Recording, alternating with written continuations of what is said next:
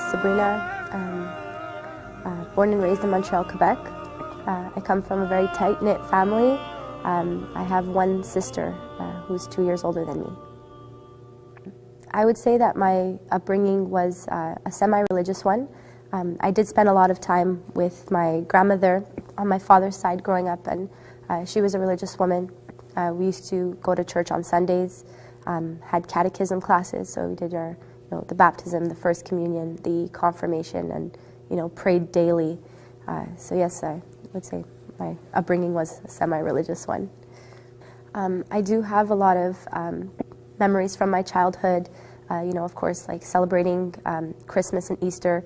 There was always the Santa Claus and the Easter Bunny aspect of those holidays, and then you also have the more religious view of those holidays as well. And our family, we did celebrate the more religious views of those holidays.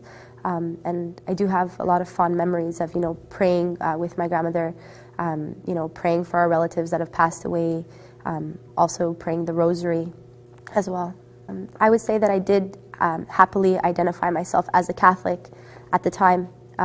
We did read the Bible, we learned it in church on weekends, but I would say that I identified myself as a Catholic quite happily. My relationship with Jesus, peace be upon him, as a Catholic was a pretty strong one at the time growing up.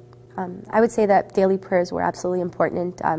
I couldn't go to sleep without, praying that night, or else I would have like a guilty conscience. It just became like a habit that I had since, as I grew up, even as I became, a little bit more distant from the religion and, didn't attend church every Sunday as I got older.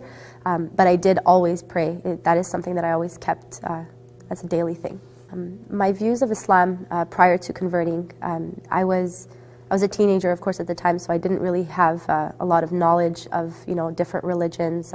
I would just, the media did influence a lot of my opinion. I was quite ignorant to the religion and what it stood for and, what Islam really was. I just felt like it was something really foreign. Of course, I had, all the misrepresentations of the religion. I did have a negative view towards it based on the media and all the events that had happened. For example, the events of 9/11, right away you see this is a, Islam is labeled on this type of thing. So when someone's ignorant of the religion, you're going to look at an event like that and say, well, why would the religion condone this? Why would Muslims condone this? So for sure I did have a negative view, which was of course all misrepresented, but I did have a negative view of Islam prior, as a teenager. My quest for Islam really began when my grandmother passed away, because she was, the main part of me, of the, all the religious aspects of my life growing up.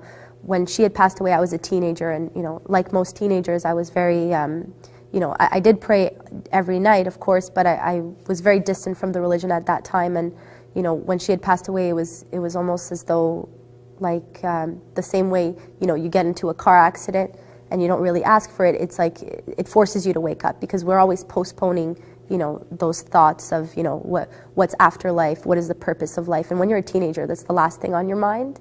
Even though you might have, spiritual feelings towards, religion and God, of course you're gonna, you're too busy with your social life and such things. Whereas when she passed away, I felt like it just forced me to wake up and look at my life from outside of the box. And, I was, ashamed with what my life was at that time. And I felt that, I should be reflecting, in action what is in my heart, because I did have, a huge, spiritual side that I felt that I was always neglecting at the time.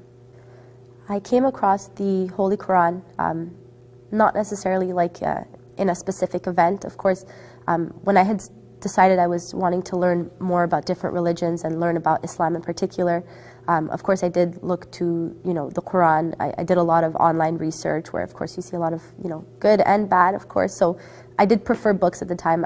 I was given an English version of the Quran, and this was all prior to me converting. I would say a good year and a half prior. And of course I read it, front to back. And yeah. The particular verse that I would say that inspired me in the Quran was, the fact that there is a whole chapter named Maryam. Of course, as coming from a Catholic background, you're like, oh, this is so familiar to me, and then everything that, you know, specific verses that talk about the Prophet Jesus, peace be upon him, of course, that, you know, resonated with me, you know, coming from a Catholic background, and the concept of Jesus, I would say, you know, once I learned that from the Quran, I felt that it totally changed my whole aspect, you know, my whole view of being a Catholic was totally shattered after reading Surat MARYAM. My view of hijab prior to learning about Islam, I would see Muslim women wearing it. I would assume that they were, you know, either forced to wear it, or, you know, that it was some sort of, you know, written in stone rule that, you know, it's like maybe they didn't want to wear it, but they felt that they had to as Muslims. So